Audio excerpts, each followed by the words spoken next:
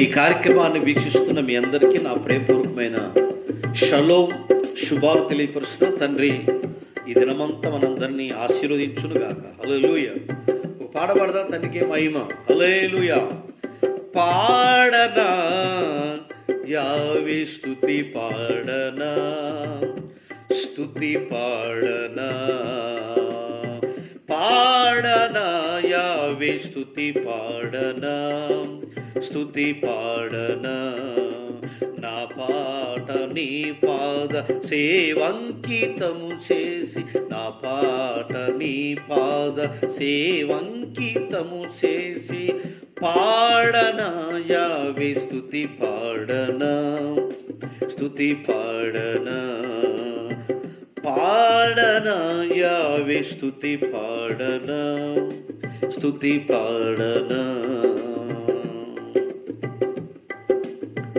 యావే నీవు నా పూజనీయుడవు, యావే నీవు నా యుద్ధ శూరుడవు, యావే నీవు నా పూజనీయుడవు, యావే నీవు నా యుద్ధ శూరుడవు.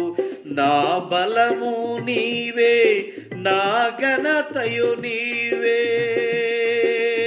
ఆ ఆ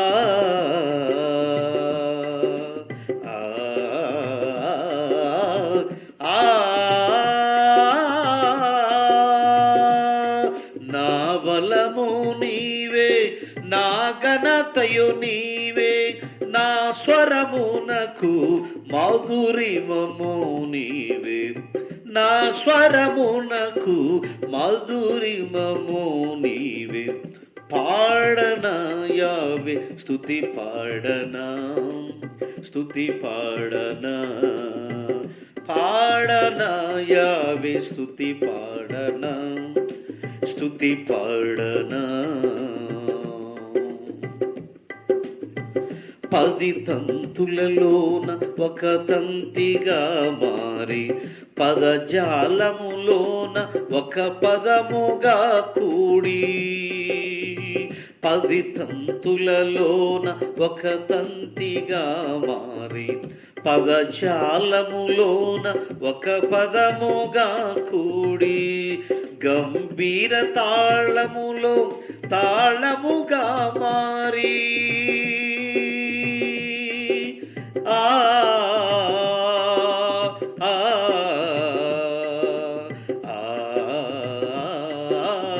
ఆ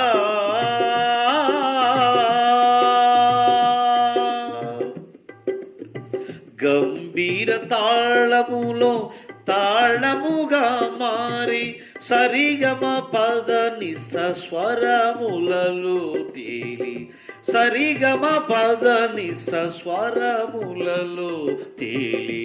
పాడనా యావే స్తుతి పాడనా, స్తుతి పాడనా, పాడనా యావే స్తుతి పాడనా, స్తుతి పాడనా.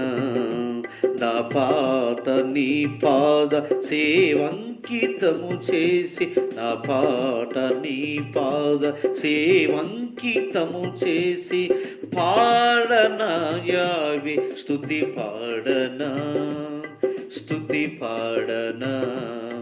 ఆ ఆ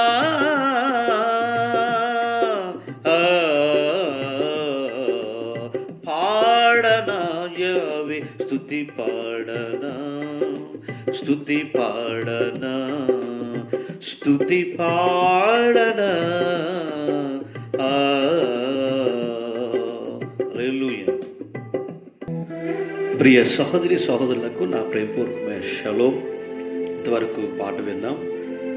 తండ్రి యొక్క వాగ్దానాలు మనం నేర్చుకుందాం. తండ్రికి మహిమ కలుగునుగాక. ఈ దినము తండ్రి ఇచ్చినటువంటి వాగ్దానాలు మనం నేర్చుకుందాం.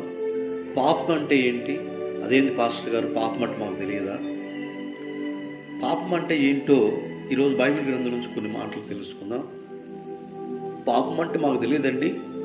పాపం అంటేనే తాగటం, పాపం అంటేనే వ్యభిచారం చేయటం, దొంగతనాలు చేయటం, ఇవన్నీ పాపాలు. పాపాల్లో ఒక భాగం. అసలు పాపం చేయటం అంటే ఏంటో బైబిల్ గ్రంథంలో నుండి కొన్ని మాటలు నేను మీకు తెలియపరుస్తున్నాను. శ్రేష్టమైన బైబిల్ గ్రంథంలో నుండి మనం వాక్య భాగాల్ని మొదటి సమూయేలు గ్రంథము 12వ అధ్యాయం 23వ వచనంలో ప్రార్థన చేయకపోవటమే పాపం. ఈరోజు ఎంతమంది ప్రార్థన చేయకుండా ఉంటున్నారో ఒకసారి మనం పరిశీలన చేసుకోవాలి. వాడు తాగుబోతుండే వాడే పాప అనుకోమాకండి. నువ్వు ప్రార్థన చేయకపోవటం కూడా పాపమే బైబిల్ తెలియపరుస్తుంది. మొదటి మాట ఏంటంటే నువ్వు ప్రార్థన చేయకుండా ఉండటమే పాపం. ఈరోజు నువ్వు ప్రార్థన చేసుకున్నావా? నీ కుటుంబ ప్రార్థన జరుగుతున్న ప్రతిరోజు స్త్రీ పురుషులైనా అమ్మా నీతోనే దేవుడు మాట్లాడుతున్నాడు. బ్రదర్ నీతోనే కుటుంబ ప్రార్థన చేసుకున్నావు. అసలు పాపం ప్రార్థన చేయకపోవడమే పాపం అని ఇక్కడ రాయబడిన మాట మనం చదువుకున్నాం. యాకోబు పత్రికలో 4వ అధ్యాయం 17వ వచనంలో మేలు చేయకుండా ఉండటమే, నిజంగా మేలు చేయకుండా ఉండటం కూడా పాపమేనంట. నీకు కలిగిన దాంట్లో రెండవ మాట, ఇతరులకి ఒక ముద్ద అన్నం పెట్టకుండా ఉండటం కూడా పాపమే. ఎంతోమంది లేనివారు, పేదవారు, కడపేదలు ఉన్నారు. వారికి ఒక ముద్ద అన్నం పెట్టకుండా ఉండటం కూడా పాపమేనని ఈ యాకోబు పత్రికలో ఈ అధ్యాయంలో మనకు తెలియపరచబడింది. ఎబ్రీ పత్రిక 3వ అధ్యాయం 8వ వచనంలో, అయ్యా నిజంగా నీ ఆహారమును కఠినపరుచుకున్నటకు అది కూడా పాపమేనట. హల్లెలూయా. నీ హృదయంలో ఉన్నట్టు నువ్వు తినే ఆహారాన్ని ఇతరులకు పంచిపెట్టాలా? నీ హృదయమును బలమైన కఠినంగా ఉంచుకోవటం. ఇక హృదయం బండలాంటి నా హృదయం మారదరా, నన్ను మార్చేవాడు ఎవడో లేడురా అని అంటారు చూసారా? బండబారి ఉండటం కూడా, నీ హృదయాన్ని బండబారి ఉంచుకోవటం కూడా పాపమేనని, కఠినపరచుకోవటం, కఠినత్వంతో జీవించడం కూడా పాపమేనని ఈ ఎబ్రీ గ్రంథకర్త ఈ వాక్యం ద్వారా తెలియపరుస్తున్నాడు. ఎబ్రీ పత్రికలో తెలియపరిచిన మాట ఏంది? 3వ అధ్యాయం 8వ వచనంలో నీ హృదయమును కఠినపరుచుకున్నట్టు కూడా పాపమేనట. అలాగనే రోమా పత్రిక 14వ అధ్యాయం 23వ వచనంలో విశ్వాసములు, నిజంగా విశ్వాస మూలం కానిదేదో అది పాపమేనట్టు. ఏదైతే విశ్వాసం కలిగి, ఏదైతే విశ్వాసంగా మనం చేయాలి అని అనుకొని చేయకపోవటం కూడా పాపమేనట. నిజంగా విశ్వాస మూలంగా అవిశ్వాసాన్ని చోటు చేసుకోవటం, అవిశ్వాసంలో బ్రతకటం, నిజంగా విశ్వాసాన్ని స్థిరపరచుకోకుండా ఉండటం కూడా పాపమేనని బైబిల్లో రాయబడింది. కనుక మరొక మాట, పరిశుద్ధాత్మకి విరోధంగా మాట్లాడటం కూడా పాపమే. నేనెందుకు మాట్లాడుతున్నా పాస్టర్ గారు? పరిశుద్ధాత్మను దుఃఖపరుచుకుంటూ, పరిశుద్ధాత్మకి విరోధంగా, పరిశుద్ధాత్మకి దైవ సేవకులు చెప్తా ఉంటే విరోధంగా నువ్వు మాట్లాడటం కూడా పాపం అని చెప్పి బైబిల్లో ఈ మాటలు తెలియపరుస్తుంది. విరోధంగా ఏ మాట అయితే మాట్లాడావో, నీ సహోదరుడి గురించి, నీ సహోదరి గురించి, నీ సేవకుడు గురించి, లేకపోతే నీ సంఘాన్ని, ఊరు గురించి ఎవరైతే నిజంగా చెడ్డగా మాట్లాడుతున్నావు అది కూడా పాపమేనని ఈ వాక్యం ద్వారా తెలియపరచబడుతుంది. మరొక మాట, యోహాను రాసిన మొదటి పత్రిక 3వ అధ్యాయం 4వ వచనంలో ఆజ్ఞ అతిక్రమే పాపము, పాపం చేయి ప్రతివాడును ఆజ్ఞ అతిక్రమే పాపం మాట. చివరిగా రాయబడిన మాట ఏంటంటే, దేవుని యొక్క సృష్టికర్త ఒక చట్టాన్ని ఇచ్చాడు. నువ్వు ఆజ్ఞలు పాటిస్తున్నావా? వామో మా వల్ల కాదండి, అసలు ఇజ్రాయేలే పాటించలేదు కదండి, ఎవరు పాటిస్తారండి, అది పాటించలేరు కదా అని చాలామంది చాకులు చెప్తారు. నువ్వు ఆజ్ఞ పాటించడమే గొప్ప భాగ్యం, ఆజ్ఞ పాటించకుండా ఉండడమే పాపం అని లేఖనాలు మనకు తెలియపరచబడుతుంది. కాబట్టి నిజంగా నువ్వు ఆజ్ఞలు పాటిస్తున్నావా? ఏ ఆజ్ఞలైనా ఒకటి అడిగాడు బైబిల్లోనే. మీరు చూసుకుంటే మార్కు సువార్త 19:19, లూకా సువార్త 18:18, అలాగనే మార్కు సువార్త 10వ అధ్యాయం 17వ వచనంలో, మత్తయి సువార్త 19:19, లూకా సువార్త 19:18 రాయబడి ఉంటుంది ఆ వ్యక్తి గురించి. ఏ ఆజ్ఞలు అన్నాడు అంటే ఆజ్ఞలు పాటించమని మన రక్షకుడు చెప్పాడు. నువ్వు ఏ ఆజ్ఞలు పాటిస్తున్నావు? తండ్రి యొక్క ఆజ్ఞలను పాటించకపోవటమే పాపమని యోహాను గారు తెలియపరచబడింది. తండ్రి ప్రియులారా, ఆజ్ఞ అతిక్రమే పాపం. నీకు భార్య ఉంటే భార్యతో సంతోషించు, నీ కుటుంబంతో సంతోషించు.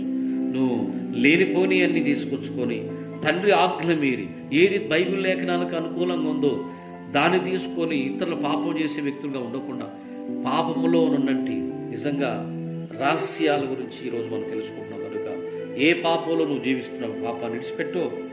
నిజంగా పాపం అది పాయసంగా నువ్వు తాగుతున్నావు. ఈరోజు ఈ యొక్క కార్యక్రమాన్ని వీక్షిస్తున్న ప్రియ సహోదరి సహోదరులారా, పాపం నుంచి బయటికి రా. పాపం మురిగుంట లాంటిది, సెప్టిక్ ట్యాంక్ లాంటి దాంట్లో పడి నువ్వు ఎంతకాలం ఉంటావో ఈరోజు పాపాన్ని ఒప్పుకో, పశ్చాత్తాపడు. ప్రభు యొక్క ఆజ్ఞలు పాటించి, ఆజ్ఞాతిక్రమే ఆజ్ఞలు ఏమంటే చాలు, ఏ ఆజ్ఞలని ఇప్పుడు కొట్టివేయబడిందంటే పాపం చేయవచ్చు. ప్రియ సహోదరులారు, చాలామంది అలాగే ఉన్నారు. మనం పాపం చేసే వ్యక్తులు కాకుండా ఆజ్ఞాతిక్రమే పాపం అని రాయబడింది.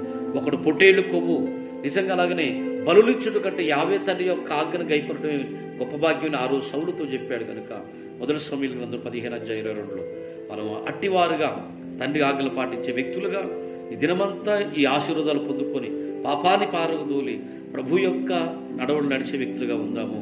అట్టి కృపా ధన్యత మనందరినీ ఆశీర్వదించునుగాక. మీ అందరికీ నా ప్రేమపూర్వకమైన షలోం అండి.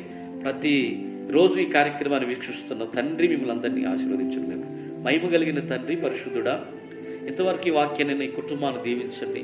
ఎవరి సెల్ ఫోన్లోనైనా ఈ ప్రార్థన ఆన్ చేసి ఉంటున్నారో వారిని, వారి కుటుంబాన్ని, వారి ఉద్యోగ వ్యాపారాలు, గృహాలు లేకపోతే గృహాలు తండ్రి, ఆ గృహంలో మీరుని నడిపించి సహాయించమని, వారు ఏదైతే ఆశించారో వారి పాపాలు తీసివేసుకున్నారు, పవిత్రులుగా జీవించారయ్యా, వారిని ఆశీర్వదించి కృపతో నింపి బలపరిచి సహాయం చేయమని యాశ్వా మెస్సయ్య గారి దీవెనామమున అడుగుతున్నాం తండ్రి, ఆమేన్.